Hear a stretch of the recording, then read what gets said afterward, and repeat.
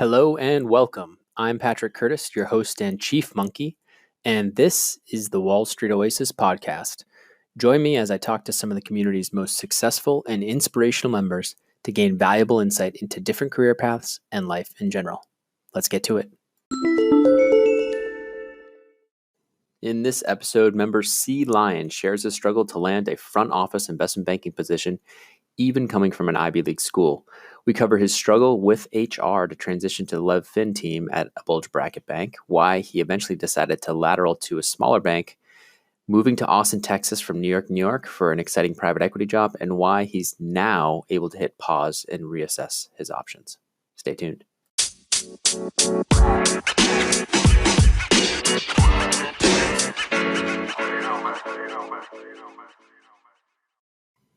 C. Lyon, thank you so much for joining the Wall Street Oasis podcast. Yeah, thanks for having me, Patrick. Yeah, no worries. If you could just give the listeners a quick summary of your background, that'd be a great place to start. Sure.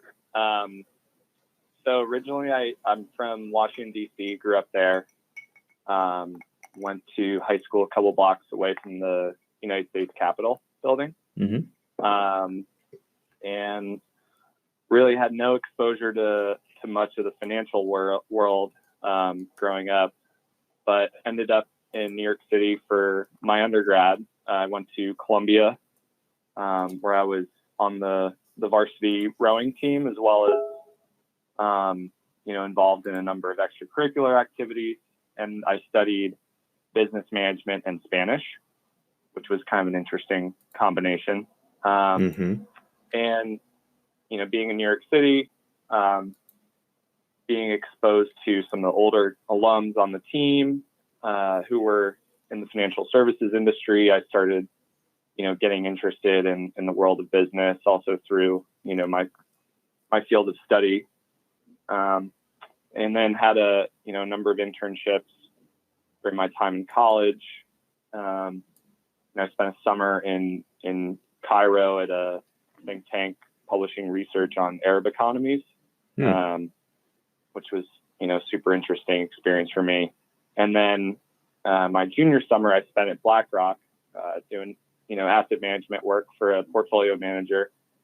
And then, opting to not return there, just felt like I wanted to have a, broader experience working directly with corporations. I wanted to get into investment banking, and I had, somewhat of a long journey to get there. So after graduating, which was now 5 years ago, I started for a couple months at Citi in the private bank, and quickly felt like I wanted to move into more a corporate finance role. So I went into corporate banking at Citi, and I was in the leverage finance portfolio group, which was, under the broader LevFin umbrella there.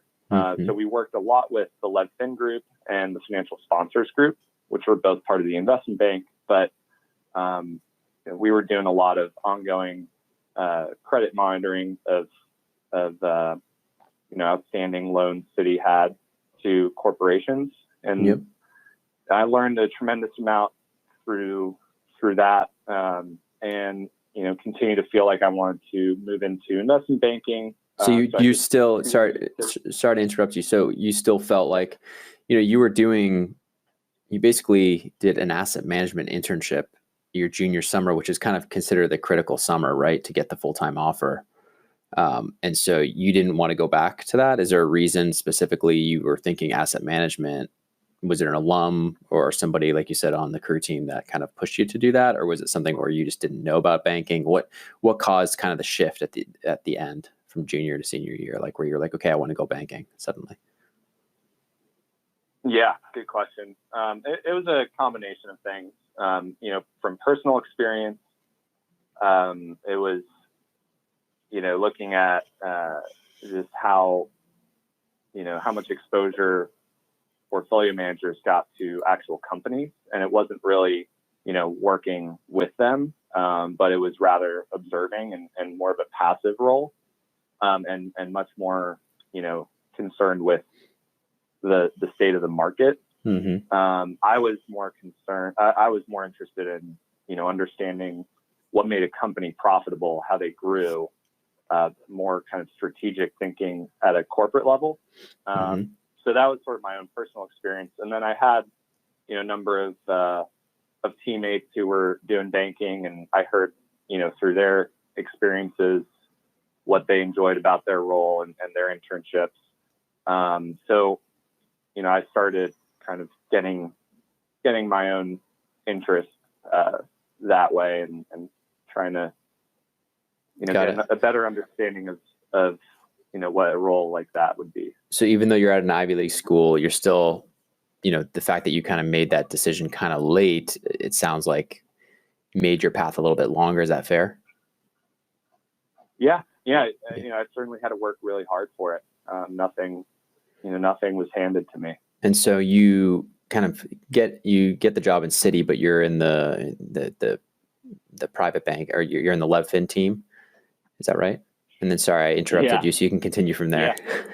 Yeah. So it's been a number of roles, but yeah. So I started in the private bank. There are some issues that I won't get into with the HR department at Citi, where I actually had an offer from the capital markets division, which is where the LevFin group sits.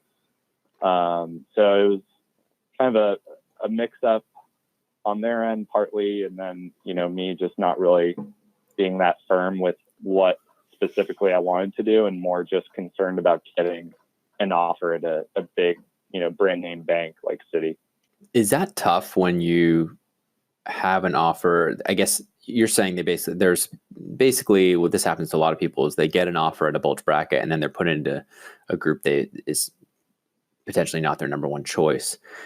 Is there any advice you have for listeners to help avoid that, besides just having other options at other banks? Is that kind of the best way to prevent that? Is you have a better fallback, or is there other ways you can kind of preempt or prime the process so that you land in a specific group? Yeah, I would say the biggest piece of advice I would have to myself back in the situation I was in as a senior in college, really desperate to get a job, was that, I need to be my biggest advocate, and I need to really be thoughtful of what job I'm accepting and fully understand what that role will be like before I take the offer. I think far too often folks may sign an offer letter without being totally sure they're going to do the job, and then if they get a better offer elsewhere, they'll move around.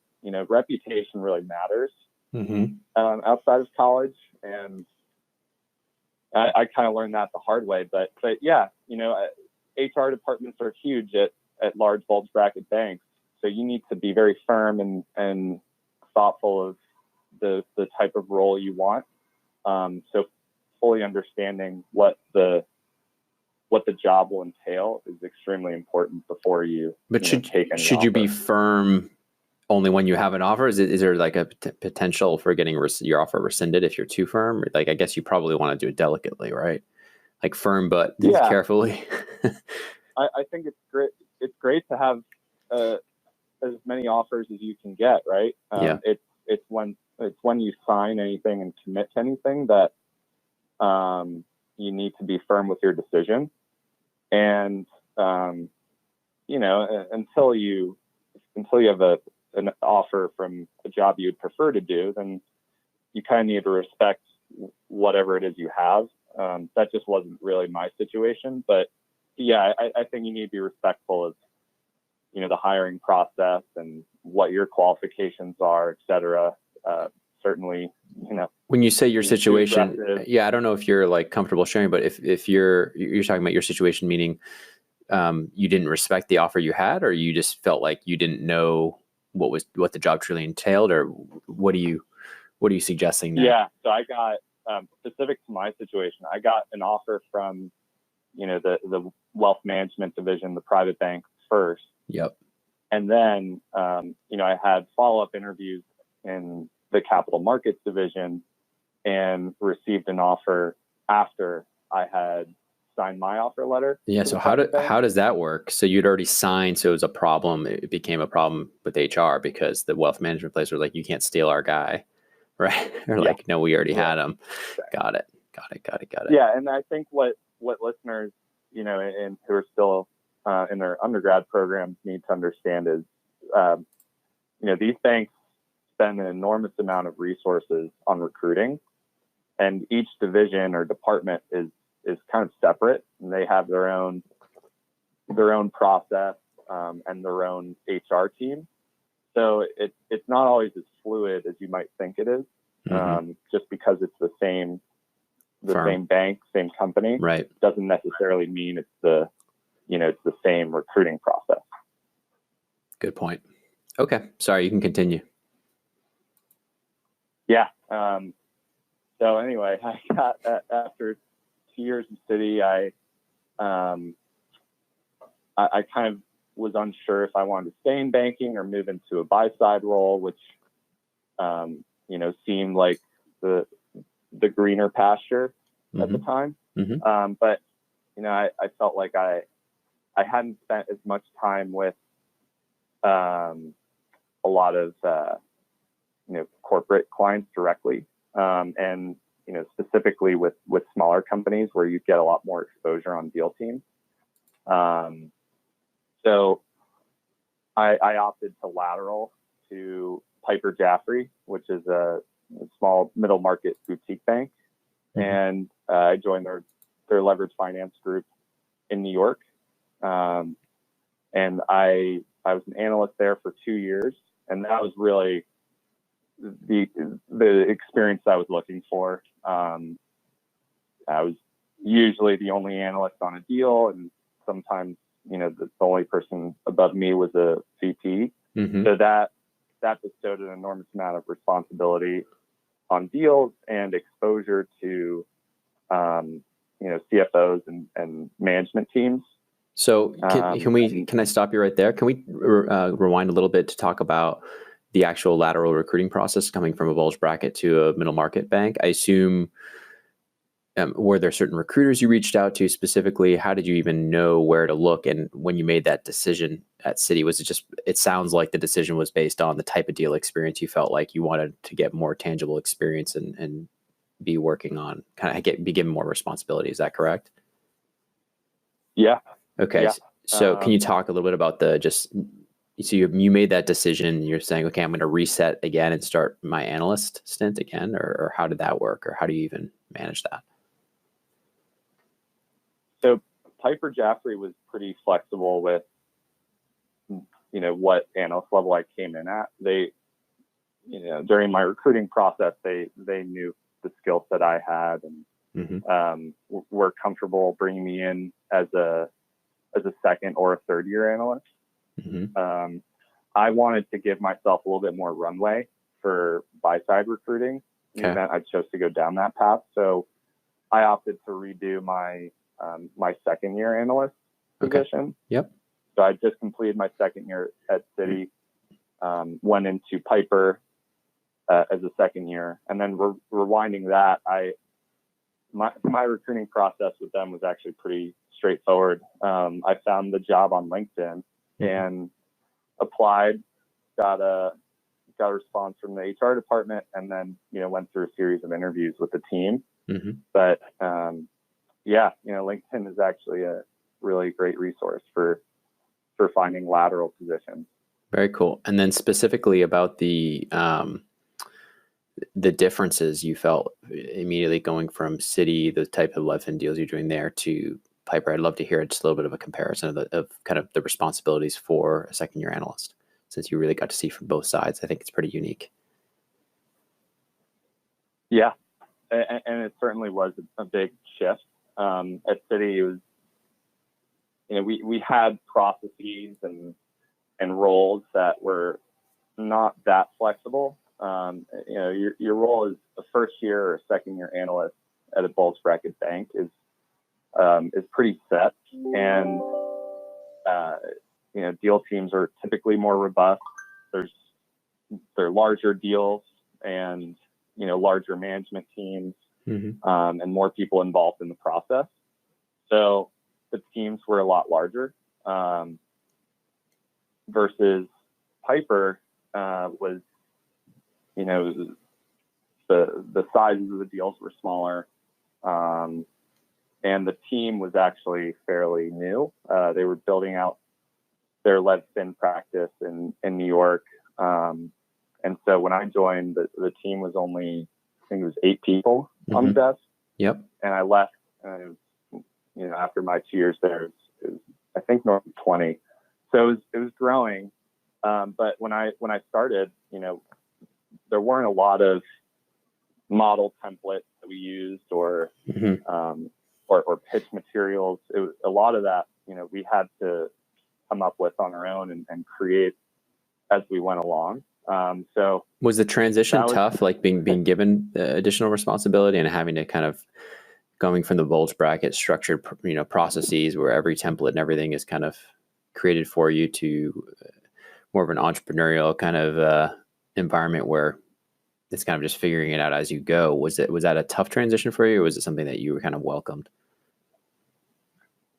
I think at first it was a little strange, but I ended up really, quickly realizing that I was learning a lot more, and I was a lot more engaged, and felt like with the added autonomy, I had a lot more riding on me, because, I might produce something that would go straight to managing director as opposed to going through, an associate and then a VP and then a director, right, and then the managing director and then the company. I got to a point now in my experience at Piper where, I might produce an analysis that would go straight to the CFO. right. And, potentially the managing director looks at it, maybe not in certain situations. So yeah, there was a lot more riding on the line, but I ended up getting really much more engaged with it. Cool. So it sounds like it was a good transition for you. And so then what happened after that? You had said you wanted a little bit of a runway for buy-side recruiting. It sounded like you went ahead and started that, after your first year at Piper? Is that correct? Or was it kind of right away? Yeah, I think at first I was kind of, I was learning as I went along, drinking from a fire hose. Yep.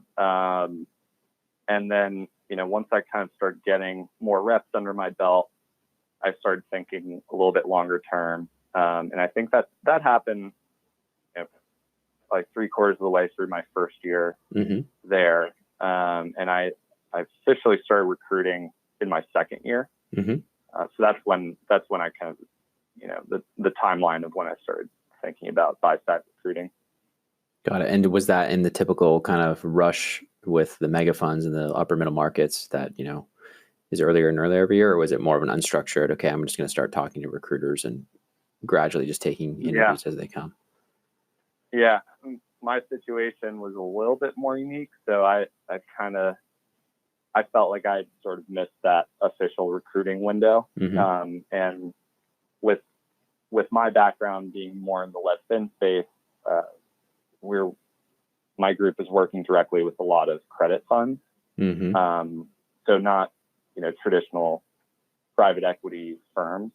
So they tended to follow a different recruiting path. It was more kind of unstructured, but, I started reaching out to recruiters, and a few of them reached out to me. I also used Go Buy Side, and LinkedIn. So I was using all of the resources at my disposal. And then, ultimately I found the job that I ended up in through our internal team, the financial sponsors group, had a relationship with the firm that I got an offer from. And they sent around a message to all the analysts in my class, letting us know that there's an opening there. And I kind of jumped on that because, for a whole host of reasons, but I can go into those. That's interesting. So it was actually, they were supportive of someone from the team in the Lev Fin group jumping and leaving and going to this fund. Yeah. Wow. Yeah. That's great. Yeah. shocked me a little bit. Maybe they wanted to keep the fun happy. I was a top bucket analyst. I was performing really well there, and I was enjoying the work I was doing. And I felt like I had really good relationships with everyone on the team. And I think, it probably came as a bit of a surprise to them that I was thinking about leaving. But immediately, when I met with the head of our group and told him about, what I was thinking about doing for, post analyst program, he was extremely supportive immediately. And everyone on the team was. And even though Piper loves to mentor its junior bankers and really hire and promote from within, they were just tremendously supportive. Oh, that's great to hear. Yeah, it was tough for me coming out of Rothschild. It was a little bit more of like you weren't supposed to be recruiting, and then once I did get an offer, it was tough because I think they wanted to retain and hold on to their analysts. So it was a little bit uncomfortable, but understandably, you actually get so much more efficient in that second year for them to hang on to those second and third year analysts. And at that point, they weren't doing like direct promotes or anything back in the day. So question, was there any attempt to kind of hold on to you, give you kind of a additional bonus or retention bonus or anything? It was more just like, hey, yeah, go ahead. This is your plan. And that was that. Yeah. And, the point you mentioned is a good one too. I think it's important for anyone thinking about buy-side recruiting, if they're, currently in investment banking, that these banks and, the program that you're in, they've spent a lot of resources, time and money to develop you, train you. And, once you're armed and finally dangerous, you're thinking about leaving, that can be viewed the wrong way sometimes. And so you have to be very, what I learned is you have to be very careful about how you go about, recruiting. And for me, it was always just being more open about it. And, I felt like over communication was better than really not communicating at all. But I've heard horror stories of people. Yeah. Cause I've heard horror stories of people like, being open and then they're like showing the door, you know what I mean? Before they even have an offer. So I think you really need to talk to people who've been in that situation before, maybe talk to people who've made that jump successfully, try to get them on the phone and ask how they did it. Cause you'll get a sense. I think consulting, people who were in your group in the past and are now in a role that you want, those are probably the first people you should be reaching out to try and figure out the best way to go. Yeah, then you can know if the VP or the MD gets really angry about it or if they're really supportive. Yeah. Cool. Okay, so it sounds like for you it sounds like you did some of the structured things, like going onto different platforms and and talking to potentially some recruiters, but it sounds like the job really came from your own group almost. So from one of their clients. So that's impressive. So I'd love to hear them. Sponsors group at Piper. They're the ones that kind of made me aware of the fund that I ended up at. And so how was that process? How was that process? The actual like interview process? Were you given any modeling tests, anything, any cases, or it was all more like fit based? And like once you had the endorsement from your MD, it was like pretty easy, or was it pretty competitive still? It had little. So once I kind of, learned that there's an opening, it really had nothing to do with Piper at that point. And initially it was a round of phone calls with the VP at the fund and one of the partners. And then after that, I had a case study that I did that involved an LBO model and an investment committee memo. And then, after that, I went down for a super day and met with the entire team. And I was at the time looking to leave New York City. I'd been in New York for 8 years at that point, and it's a long time. Really looking for a change of scenery. And so this fund is located in Austin. And so I flew down to Austin met with the entire team there. And even after that, I thought the meetings had gone really well.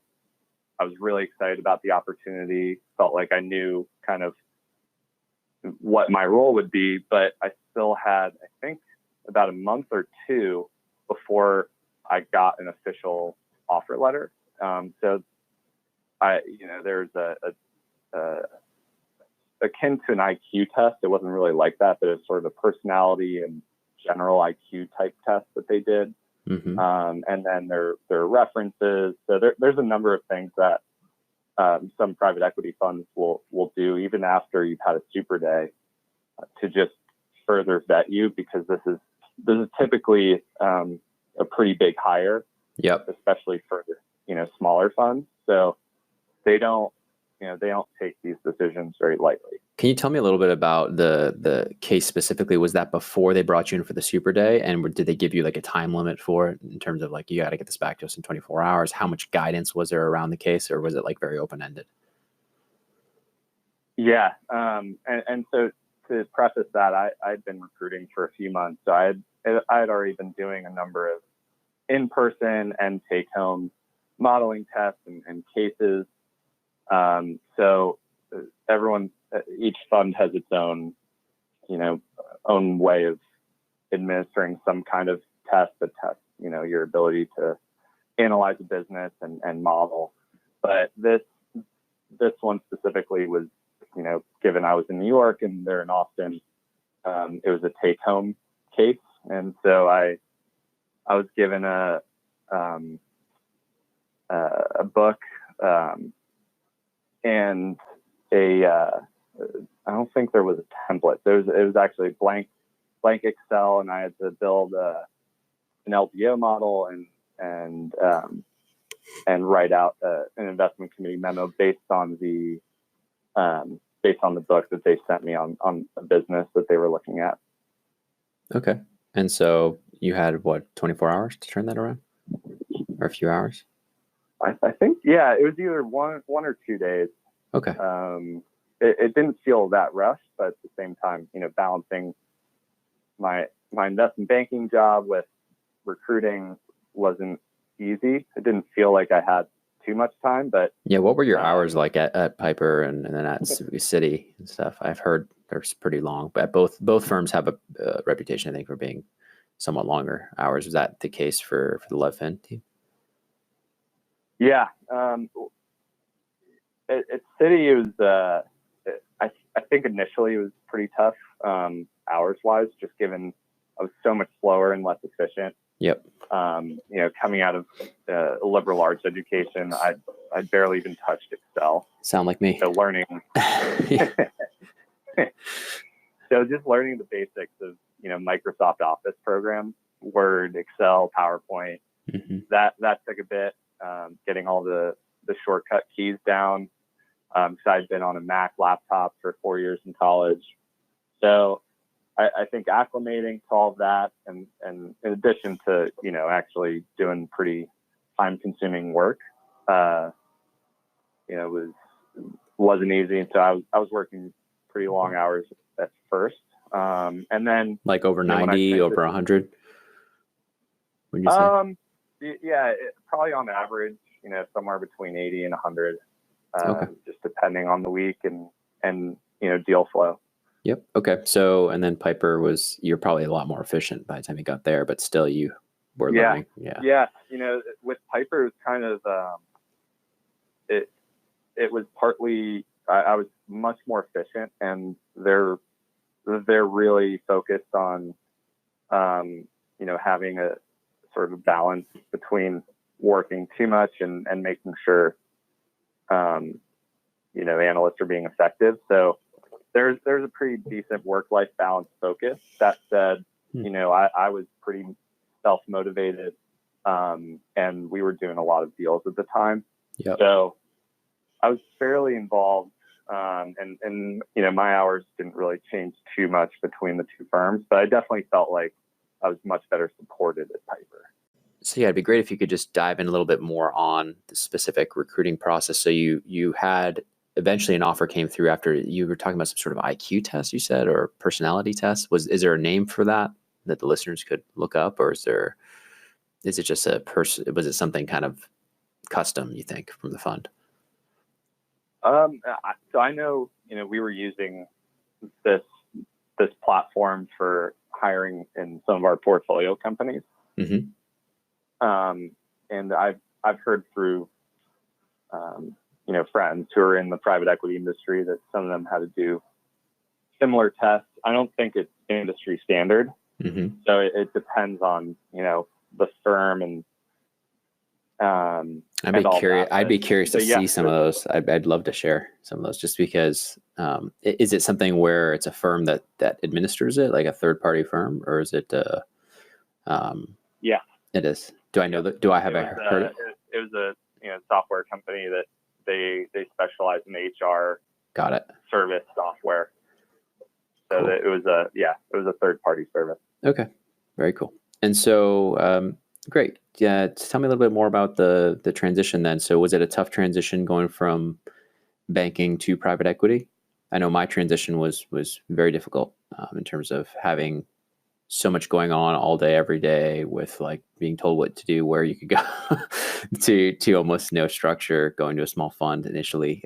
Was it similar for you? Yeah, I think more than anything, it was just a culture shock. Mm-hmm. Austin is a growing city and becoming a bigger market, less so for finance, but there's a lot of software and venture capital. Mm-hmm. And I'd been in New York for 8 years and been at large banks. And I think there's just this aura of energy in New York where everyone's just really hustling. And there's a big shift in pace when I moved to Austin. So it was definitely challenging, just kind of getting up to speed within that new environment that was so unfamiliar to me. But then there's certainly, things that I had to learn and retrain myself on the job. And I think more than anything, just get used to working with 4 other people as opposed to having large deal teams and constantly being surrounded by a lot of other coworkers. You think it was lonely? I mean, I thought it was pretty lonely when I went to PE. It was kind of like you're there and you have your colleagues, but there's not that bullpen feel. I guess that's what I felt. Yeah, and because I had a leverage finance background, mm-hmm. and the last at Piper Jaffray, we were on a really big trading desk, so there was little privacy, a lot of noise, a lot of phone calls. Yeah, this was more kind of a library type setting where you worked very independently and things were done, in an office with your door closed, less kind of noise and more, independent work. Given how small the deal team was, were you guys like interacting on a daily basis? Was it like, you mentioned you were kind of doing a lot of work on your own, like reviewing SIMs and stuff, reviewing different businesses. Was that what the majority of your work was? Could you tell me just a little bit about kind of like your normal week or normal day? That'd be great. Yeah. And so, my role there was, I was an investment associate. The investment team, I was the 5th employee there. So mm-hmm. number 5 on the investment team. And there's myself and another associate. And we were doing the majority of the deal sourcing as well as deal execution and then any kind of portfolio company work. So it was a fairly even balance of the 3. And it kind of all just depended on the week, whether, one was more, consuming more of our time versus the other. But I would say, looking back, it was fairly even distribution. In terms of what, like deal sourcing being a third, portfolio work being a third, and then execution being a third of actually doing the deals? Or what's that? Yeah. That's correct. Okay. Got it. It was a fairly even distribution. Okay. That's fair. And so the sourcing, was that something that was unexpected, or did you feel like that being such a big chunk of your day, is that something kind of you knew going in, or like, I know there's a little bit of there's a couple of well-known funds out there like a Summit and a TA that kind of have this is pretty standard for the associates to come in and do that.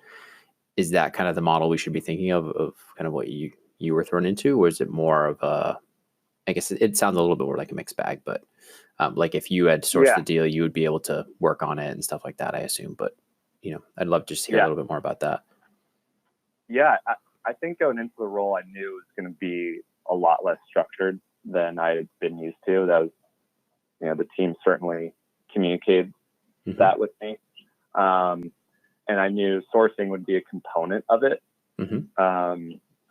I think what really got me excited about this particular opportunity was just having the autonomy to decide what I really wanted to focus on and spend time with. And over time, that sort of developed into sourcing. But initially, I kind of went in with the expectation of trying everything and trying to get exposed and be a sponge with all facets of the role.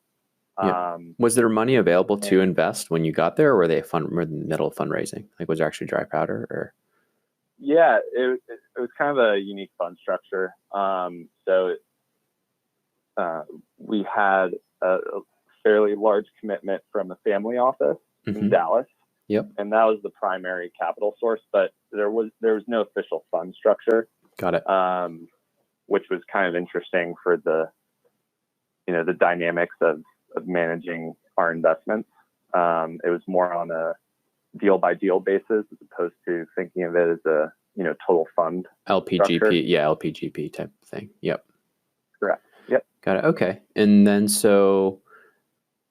sorry, continue. So you were saying something about specifically the role, how they had given you a heads up that it was unstructured. Was that still a tough I assume that was still kind of a tough transition, because you're kind of going in there and you're in your office alone, you're looking through these sims, and all of a sudden, like, the reality hits you. You're in Austin. You're not in the hustle and bustle of New York City anymore. Talk to me about just your transition down to Austin. Like, that's got to be, I'd love to learn or hear about Austin as well, and just the differences. Yeah. It was really exciting. I'd never even lived alone before. Okay. So I moved there, got a 1-bedroom apartment that I could afford. Baller. Living on your own, growing up in the world. There was no $30 seamless allocation at the end of the night for dinner, and there was no Uber home. So I bought a car. I was commuting to work in a car. These were all really, now, like, looking back, pretty basic standard things, but being an investment banking analyst in New York City, certainly not the case.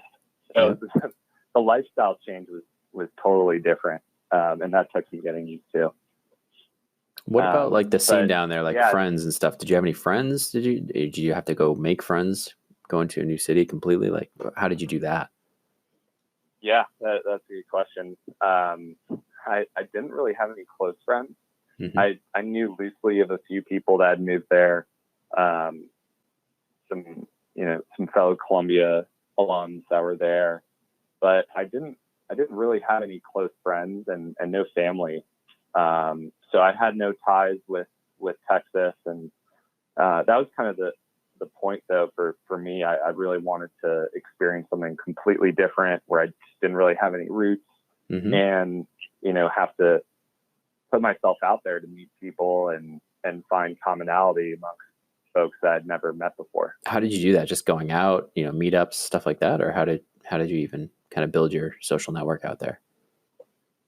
Yeah, it was because it's a fun. It has a reputation to be a really fun city, right? I mean, yeah.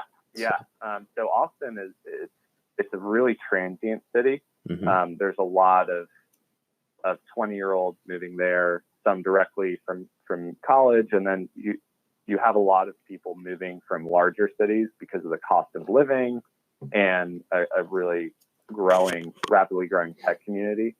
I know when I was there, Apple announced, they were adding, I think, like 15,000 jobs, redoing part of their campus. So all these tech companies, Google was another one. They're, constantly just adding floors.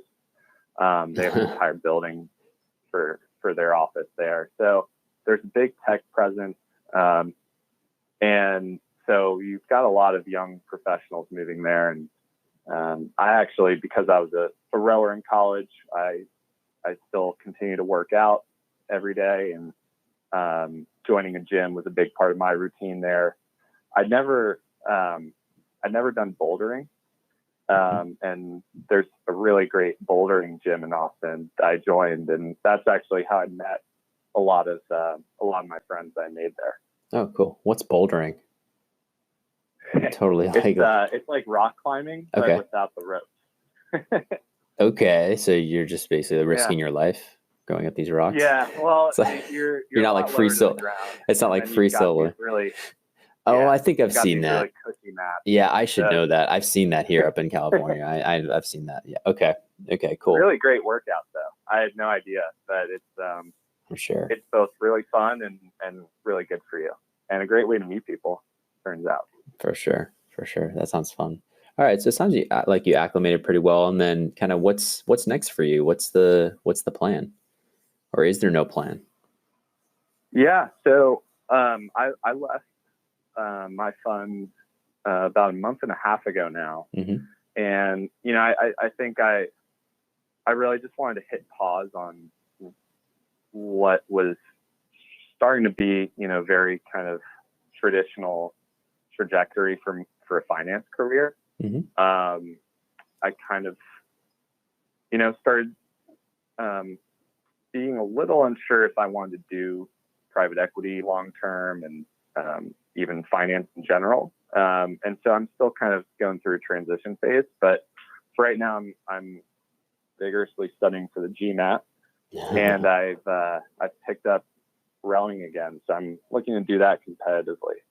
Oh, very cool. That's fun. And it sounds like you have some travels coming up as well, based on the chat we had earlier. Yeah, so that'll be fun.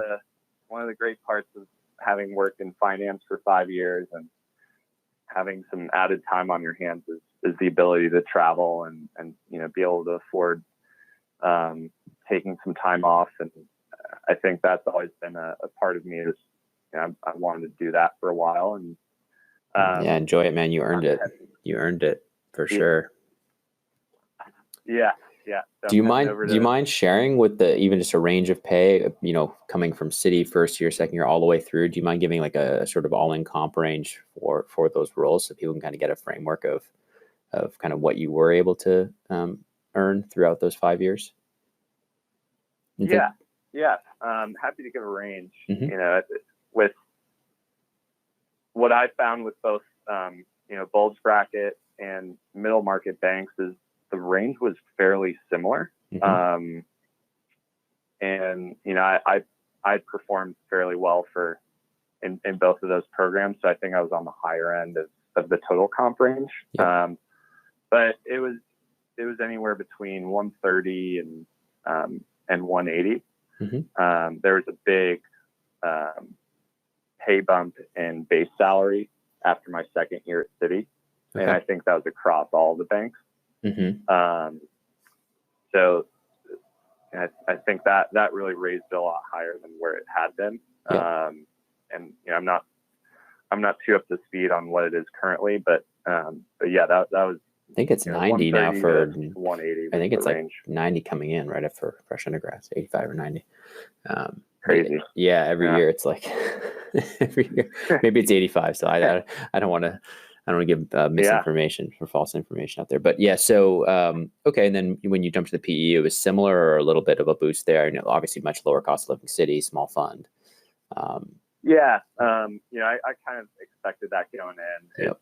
Austin is a much smaller market. The fund was a lot smaller, so there's some equity upside. So there's ways to kind of structure it if there's no, if there's no certainty on one end due to the size and situation of the fund, you can actually have quite a bit of deviation in terms of what's market for private equity. Right. So it's a little bit less structured on the comp side. Yeah. For really small funds, you could be paid as low, lower than you were paid as a first year analyst at a bank.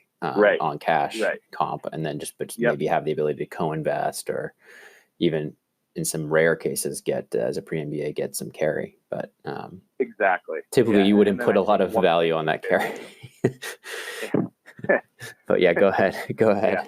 Well, one thing you should also consider is just ability to move and get promoted. And if you're at a smaller fund and you're doing really well and the fund is growing, you've gotten in there. The fund I joined had only been around for 7 years. So there's quite a runway to get promoted and move up. There was a lot of upside. Yeah, there's a lot of upside there. If it had worked out and you wanted to stay there long term, and you were like, "Hey, this is what I want to do for my career," there potentially could have been, huge financial rewards. At least, maybe not. Exactly. Maybe you wouldn't be the happiest person if it wasn't what you wanted to do long term, but financially, it would have been potentially a good fit. Okay, well. Right. This has been really helpful. Anything else you want to share with the listeners before we kind of call the pod? I know it's gone way over what I initially told you, so I appreciate you spending the extra time. No, I've enjoyed the conversation. Yeah, I think they'll like it. So, anything else you want to share? I think the last piece of advice I would leave with listeners, particularly if you're still in early innings, either interning or just getting started with your career in finance, is that you can, if there's a role that you really want, you can work to develop the skill set and meet the people through networking that you would need to meet to get the job you want. And you also need to be really willing to be dynamic. And, there's just certain things that are out of your control, that if you take kind of your situation a little bit too seriously and you're not, if you're too rigid, you're going to run into issues where you end up unhappy and feel like you can't move out of it. The finance industry is huge, and within a lot of banks and private equity funds and buy side funds, there's a lot of different roles, and staying patient, learning a valuable skill set, and really just being a great team player go a long way over the course of your career. I think that's what I would really urge listeners to keep in mind as they embark on their career path. That's great. Well, C-Line, thank you so much for joining us, and let's stay in touch. And thanks to you, my listeners at Wall Street Oasis. If you have any suggestions whatsoever, please don't hesitate to send them my way, patrick@wallstreetoasis.com. And until next time.